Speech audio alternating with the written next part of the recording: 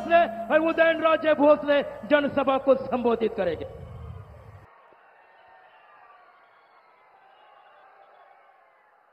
सर्वप्रथम या ठिकाणी मी व्यक्तिशः माझ्या वतीने आणि या व्यासपीठावरती उपस्थित असले आदरणीय वंदनीय या देशाचे लाडके पंतप्रधान नरेंद्र मोदीजी आणि सर्व मान्यवरांच्या वतीने आणि लोकशाहीतले आपण सर्व राजांच्या वतीने छत्रपती शिवाजी महाराजांना विनम्र अभिवादन करतो। आणि आज या ठिकाणी या विराट सभेला संबोधित करण्याकरता एक चांगली दिशा देण्याकरता आवर्जून या ठिकाणी आपल्या सगळ्यांचे या देशाचा भविष्यकाळ म्हणजेच आदरणीय मोदीजी या ठिकाणी आले। त्यांचं मनापासून ह्या सातारा जिल्ह्यात या क्रांतिकारी जिल्ह्यात त्यांचं मनापासून आपल्या सर्वांच्या वतीने मी मनपूर्वक स्वागत करतो। आज या व्यासपीठावरती उपस्थित असलेले केंद्रीय मंत्री रामदासजी आठवले, प्रदेशाध्यक्ष बावनकुळेजी आणि सर्व या जिल्ह्यातले सर्व आमदार, सर्व पदाधिकारी, सर्व भाजपचे आणि मित्र पक्षाचे महायुतीचे सर्व आपण पाईक आणि सर्व आपण या ठिकाणी आल्याबद्दल पुन्हा एकदा आपल्या सगळ्यांचे स्वागत। आज या ठिकाणी आवर्जून या ठिकाणी मला सांगावंसं वाटतं की या संपूर्ण पृथ्वीवरती एकमेव असा एक राजा होता ज्यांचं नाव होतं छत्रपती शिवाजी महाराज। ज्यांनी त्या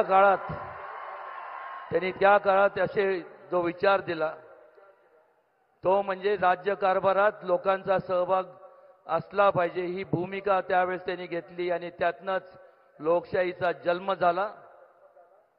लोकशाहीचे खऱ्या अर्थाने जनक त्यांना म्हणलं पाहिजे।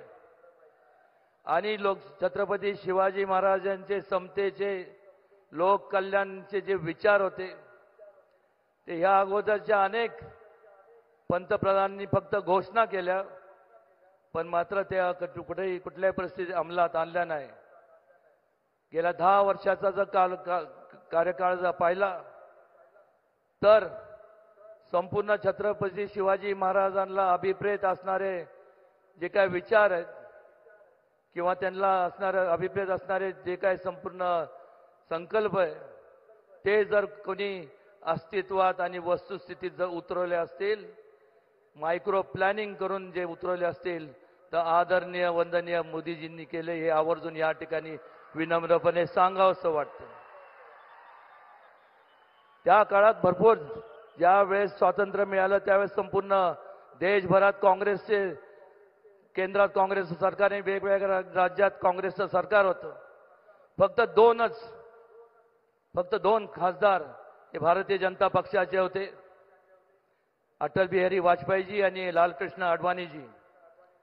मग थोडं आपण सगळ्यांनी विचार करणं गरजेचं आहे की एवढ्या मोठ्या प्रमाणात जे आज परिवर्तन घडलं, 2 वर्ण संपूर्ण या देशातला सगळ्यात मोठा पक्ष म्हणून नव्हे तर संपूर्ण जगभरातला सगळ्यात मोठा पक्ष म्हणून आज भारतीय जनता पक्षाची ओळख निर्माण करण्यात झाली।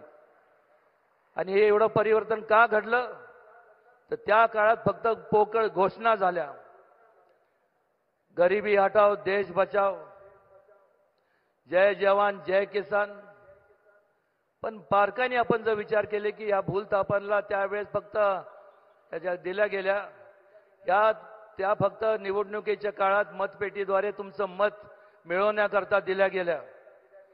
मतदान झाल्यानंतर ज्यावेळेस सत्तेत आल्यानंतर त्याच्याकडे पाठ फिरवली आपल्याला इतिहास सांगतो। पण ज्या घोषणा त्यांनी दिल्या त्याच्यावर अंमलबजावणी कोणी केली असेल तर आदरणीय नरेंद्र मोदीजींच्या कुशल मार्गदर्शनाखाली त्यांच्या संपूर्ण सहकार्याने केली। गरिबांच्या बाबतीत जरी मोठ्या प्रमाणावर जर पाऊल उचललं असेल तर नरेंद्रजी मोदींनी उचललं. जवानांच्या बाबतीत ज्यांच्यामुळं आज आपण संपूर्ण सुरक्षित आहोत, त्यांच्याबद्दल ज्या वेगवेगळ्या ज्या काही योजना राबवण्यात आल्या ते आदरणीय मोदीजींच्या कुशल नेतृत्वाखाली झाल्या. त्याचबरोबर किसान म्हणजे शेतकरी, या देशातला शेतकरी म्हणजे या संपूर्ण या देशाचा कणा आहे. आणि अशा परिस्थितीत त्याला त्यांचं ते सक्षम कसे होतील या दिशेने मोठ्या प्रमाणात योजना देखील आज ठिकठिकाणी वेगवेगळ्या देशभरात वेगवेगळ्या राज्यामध्ये आपल्याला पाहायला मिळतात. आणि त्यामुळं आज जर दोन्हीची तुलना करायची झाली तर एका बाजूला मोदीजींच्या नेतृत्वाखाली एक नियोजनबद्ध कार्यक्रम त्यांनी जो आखला गेलाय, त्याच्यावर अंमलबजावणी होती, त्याच्यावर विचारविनिमय करून एक प्रगतीच्या दिशेने वाटचाल आपण करत आहोत. हा देश वाटचाल करत आहोत. आणि केवळ या संपूर्ण जगभरात जर देशाचं नावलौकिक जर एवढं कधी नव्हतं जेवढं आता आज आहे, ते केवळ आणि केवळ आदरणीय मोदीजींच्यामुळं झालं. हे कदापि आपण सगळ्यांनी कोणी विसरता कामा नाही. हे झालं महायुती, भारतीय जनता पक्ष आणि महायुती मित्र पक्षांचं. आणि दुसऱ्या बाजूला काँग्रेस आणि महाविकास आघाडीमध्ये आपल्याला काय पाहायला मिळतं? अजून सुद्धा त्यांच्यात वादविवाद होतात. कशावरनं? तर अजून कोण पंतप्रधानांचा उमेदवार कोण असावा, हे ते म्हणजे काल्पनिक विचार आहे, पण त्याच्यावरती सुद्धा एकमत होत नाही. आणि मग महाविकास आघाडी चुकून मला वाटते स्पेलिंग मिस्टेक झाली असावी. खरं तर महाभकास आघाडी असं म्हणलं तर चुकीचं ठरणार नाही. कारण ज्या ठिकाणी अस्थिरता असते त्या ठिकाणी त्या ठिकाणी नियोजनाचा अभाव असतो. आणि ज्या ठिकाणी नियोजनाचा अभाव असतो त्या ठिकाणी कुठल्याही प्रगतीच्या मार्गाने वाटचाल न करता अधोगतीच्या मार्गाने वाटचाल हे लोक आपल्याला करताना पाहायला मिळतात. आणि त्यामुळं एक चांगलं स्टेबल गव्हर्नमेंट आज बऱ्याच वर्षापासून नंतर आपल्याला मिळालंय. आणि कोणी काय म्हणजे भविष्य सांगण्याचा काय विषयच नाही. मोदीजी पुन्हा सत्तेत येणार आणि मोदीजींच्या नेतृत्वाच्या खाली ह्याच्यापेक्षा जास्त आणि उच्चांक अशी भारताची आपल्या देशाची प्रगती होणार. हे करत असताना या संपूर्ण मतदारसंघाच्या बाबतीत बोलायचं झालं तर आजभर आपण संपूर्ण सगळ्यांनी भरभरून काँग्रेस पक्षाला मतदान केलं. त्यांनी फक्त नुसतं म्हणजे सत्तेत येण्याकरता त्यांनी आपल्या पुढे मताचा जोगवा मागितला. पण मात्र जो मूलभूत पिण्याच्या पाण्याचा प्रश्न जो असतो, शेतीच्या पाण्याचा, ज्याच्यामुळं आज संपूर्ण आमच्या सगळ्यांचं जीवन, त्याचा अर्थव्यवस्था संपूर्ण सगळ्यांची अवलंबून आहे, त्या संदर्भात केलं काय? काहीही केलं नाही. किंबहुना त्या काळात नुसतं असं म्हणायचं म्हणजे एवढा अहंकार माजला होता, कारण की पर्याय नव्हता. त्यांना कळालं की एक तर ह्यांचं काम जरी केलं नाही तर कुठं जाणार, ते आपल्या मागं येणार, नाही तर गप घरी बसणार. ही एवढा मोठा अहंकार ज्या लोकांनी तुम्हाला मतदान केलं. पण मात्र ह्या संपूर्ण लोकांचं जर मार्ग पिण्याच्या प्रश्नाचा जर काढला असेल आणि शेतीच्या प्रश्नाचा, तर भारतीय जनता पक्षाने त्यावेळेस कृष्णा खोऱ्यासारखा महत्वाकांक्षी प्रकल्प हाती घेतला. मला अजून आठवतं 1996 साली ज्यावेळेस आदरणीय कैलासवासी मुंडे साहेब त्यावेळेस उपमुख्यमंत्री या राज्याचे होते. मी त्यावेळेस त्यांना जाऊन त्यांची भेट घेतली आणि सांगितलं की असं ही वस्तुस्थिती आहे. तर त्यांनी मला असा एक क्षणभर विचार न करता त्यांनी सांगितलं, तुम्ही म्हणताय ते रास्त आहे की त्या लोकांना तिथं पाणी मिळालं पाहिजे, या संपूर्ण भागाला, दुष्काळी भागाला पाणी मिळालं पाहिजे. हेच जर काँग्रेसचं सरकार त्यांनी विचार का केलं नाही? हे जर ते गेलं असतं तर किंबहुना मुंडे साहेब म्हणू शकले असते की आपलं त्या संपूर्ण भागात एकही आमदार नाही, खासदार नाही, मग कशाला निधी द्यायचा? हे भारतीय जनता पक्षाचे विचार नाही. भारतीय पक्षाचे जे विचार आहेत ते विकासाचे विचार, लोक कल्याणाचे विचार. आणि त्यामुळं आज या पक्षाची एवढी वाहवा संपूर्ण जगभरात होतीये. ठिकठिकाणी आपण पाहिलं तर या संपूर्ण मतदारसंघात या 5 वर्षाच्या कालावधीमध्ये जसं मोदीजींच्या मार्गदर्शनाखाली नमो गंगेचं संपूर्ण शुद्धीकरणाचं काम चालू आहे. त्याच प्रकारे आपल्या संपूर्ण मतदारसंघात कृष्णा नदीसारखी मोठी आपली जी नदी आहे त्या ठिकाणी जय जय कृष्णेच्या माध्यमातून संपूर्ण शुद्धीकरणाचं काम आपण हाती घेणार आहोत. पर्यावरणचं पर्यटन म्हणजे टुरिझम इंडस्ट्रीला देखील आपण वाव संपूर्ण केंद्र शासनाच्या मदतीने आणि राज्य शासनाच्या मदतीने आपण करणार आहोत. Industries, IT park, skill development याची नित्यान गरज आहे. कारण या अगोदर कुठल्या प्रकारची डेव्हलपमेंट न झाल्यामुळं ह्या संपूर्ण भागातले जे तरुण यांना दुसऱ्या जिल्ह्यात किंवा मोठ्या शहरांकडे धाव घ्यायला लागत होती. त्यांनी तिथं जाऊन अंगावरच्या कपड्यावर जाऊन आज तिथं त्यांनी जे संस्था निर्माण केल्या त्याची उलाढाल जवळ कित्येक तरी कोटीची आहे.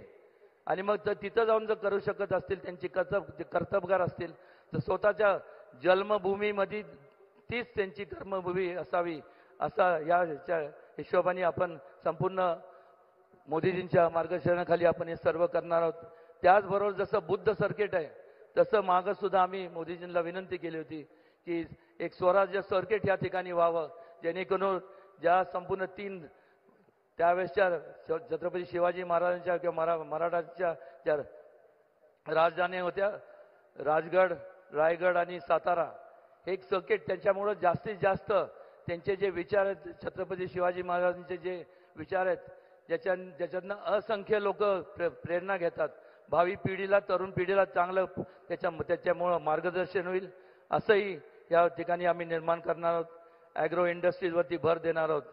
पण मात्र एक या ठिकाणी मला आवर्जून सांगावंसं वाटतं की ज्या वेळेस लोक म्हणजे अनेकदा संविधानाच्या बाबतीत बोललं जातं, ज्या वेळेस कुठलंही नियोजन नसतं, कुठलंही विकास कामांच्या बद्दल बोलता येत नाही, तर मग काय चालू होतं की फक्त ब्लेम गेम, म्हणजे दुसऱ्यावरती फक्त बोट दाखवायचं की हे संविधान बदलणार आहेत. कशाला बदलणार आहे संविधान? काय गरज आहे संविधान बदलण्याची? डॉक्टर बाबासाहेब आंबेडकरांच्या नेतृत्वाखाली त्यावेळेसची जी काय संविधान बनवण्याची जे संपूर्ण त्यांचे सहकारी तज्ज्ञ लोक होते, अत्यंत उत्कृष्ट असं संविधान या ठिकाणी त्यांनी तयार केले. बारकावे संपूर्ण वेगवेगळ्या जाती जे बद्दलचा विचार करून ज्या पद्धतीने छत्रपती शिवाजी महाराजांनी समतेचा जो विचार दिला त्या समतेच्या भावनेतनं तयार करण्यात आलेलं हे संविधान आहे. आणि ह्या संपूर्ण जगाच्या पाठीवर कुठल्या पण देशाचं तुम्ही संविधान घ्या आणि आपल्या देशाचं घ्या, ते जवळपास पण आपल्या संविधानच्या तुकड्यांचे एवढं बारकावे पण त्या ठिकाणी पाहायला मिळत नाही. आणि संविधान बदलणार अहो संविधानाचं पार खात्मा म्हणजे खलास करण्याचं काम जर कोणी केलं असेल तर त्या काळी असणाऱ्या काँग्रेसच्या पंतप्रधान आदरणीय इंदिराजींनी एमर्जन्सी लागू केली. का? तर मोठा उठाव व्हायला लागला. या देशातले संपूर्ण लोकांनी जेव्हा स्वतःच्या न्याय हक्कासाठी उठाव केला तर त्यांना वाटलं की मला विरोध करतात आहे. ते विसरून पण गेले होते हे संपूर्ण काँग्रेसवाले की समाजामुळं म्हणजे त्यांनी एवढा अहंकार माजला की ते त्यांना वाटायला लागलं की आपल्यामुळं समाज आहे. पण भारतीय जनता पक्षातले प्रत्येक कार्यकर्ता आणि प्रत्येक नेते आदरणीय मोदीजी आणि त्यांच्या मार्गदर्शनाखाली काम करणारे सर्व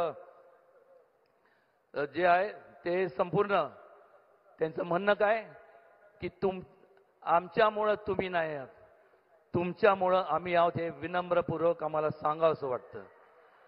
आज तुम्हाला केंद्रबिंदू मानून आदरणीय मोदीजी वाटचाल करतात. त्यांना खांद्याला खांदा लावून त्यांचं पाठबळ वाढवण्याकरता आज मोठ्या संख्येने आपण या ठिकाणी उपस्थित राहिल्याबद्दल मी पुन्हा एकदा आपल्या सगळ्यांचे मनापासून आभार मानतो आणि ईश्वरांनी प्रार्थना करतो की मोदीजींचं जास्तीत जास्त दीर्घकाळ ह्या संपूर्ण देशाला त्यांचं मार्गदर्शन, त्यांचं संपूर्ण योगदान लाभो.